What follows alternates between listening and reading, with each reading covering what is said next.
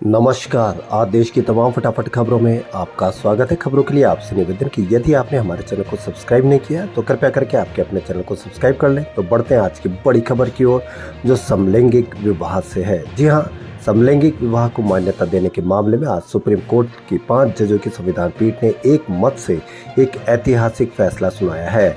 5 जजों की पीठ ने समलैंगिक शादी को मान्यता नहीं दी है। 5 जजों की संविधान पीठ ने बहुमत से कहा कि कानून बनाना संसद का काम है। विवाह का अधिकार स्वचालित रूप से प्रभावित नहीं होता है। विवाह का अधिकार मौलिक अधिकार नहीं है। इसके साथ ही समलैंगिकों को बच्चा गोद लेने का अधिकार भी नहीं दिया गया। इस पर 3-2 से फैसला हुआ। साथ ही सुप्रीम कोर्ट ने कहा कि समलैंगिकों के अधिकारों की पहचान के लिए कमेटी बने और उन्हें कुछ कानूनी अधिकार और सामाजिक सुरक्षा का लाभ दे।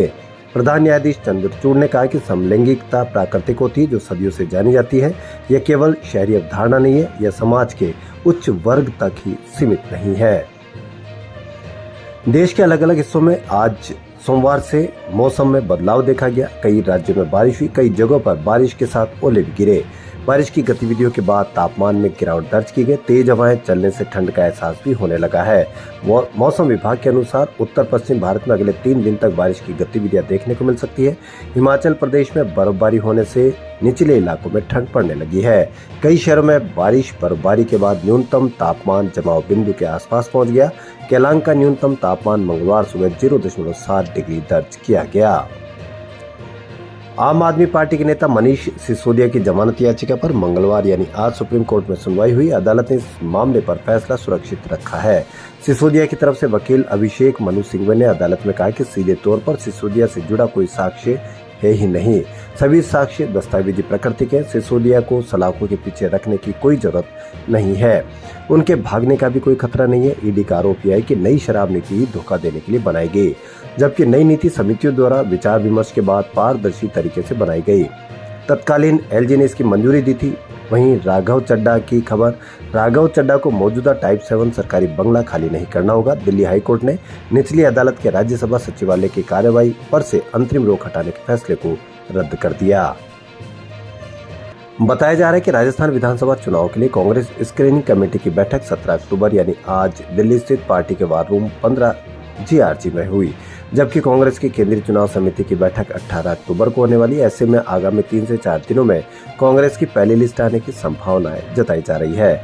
नवरात्रि के पहले दिन से कांग्रेस के उम्मीदवारों की लिस्ट आने का सिलसिला शुरू हो गया। पार्टी ने नवरात्र के पहले मध्य प्रदेश, छत्तीसगढ़ के उम्मीदवारों की सूची जारी की, जबकि दूसरे दिन मिजोरम के प्रत्याशियों की घोषणा की।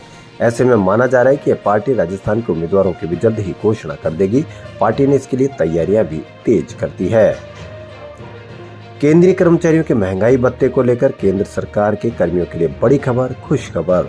वित्त मंत्रालय की मंजूरी के बाद अब डीए की फाइल केंद्रीय कैबिनेट के पास पहुंच गई। सरकारी सूत्रों का कहना है कि कैबिनेट की बैठक के एजेंडे में शामिल फाइल पर अब किसी भी वक्त मोहर लग सकती है। ऐसी संभावना है कि बुधवार को केंद्रीय कैबिनेट की बैठक में महंगाई भत्ते को मंजूरी मिल जाएगी। केंद्र सरकार के कर्मियों और पेंशनरों को 4% महंगाई भत्ता राहत मिलने का काउंटडाउन अब शुरू हो गया।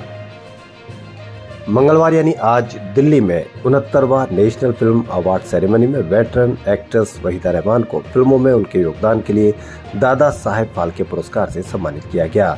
फिल्म पुष्पा के लिए अल्लू अर्जुन को बेस्ट एक्टर, गंगूबाई काठियावाड़िया के लिए आलिया भट्ट और मिमी के लिए कृति सेनन को संयुक्त रूप से बेस्ट एक्ट्रेस का अवार्ड दिया गया।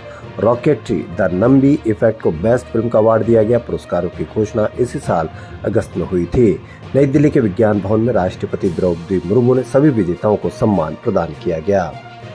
खबरों फिलहाल इतना ही। यदि आपको हमारा चैनल पसंद आए तो लाइक, सब्सक्राइब और शेयर अवश्य करें। धन्यवाद।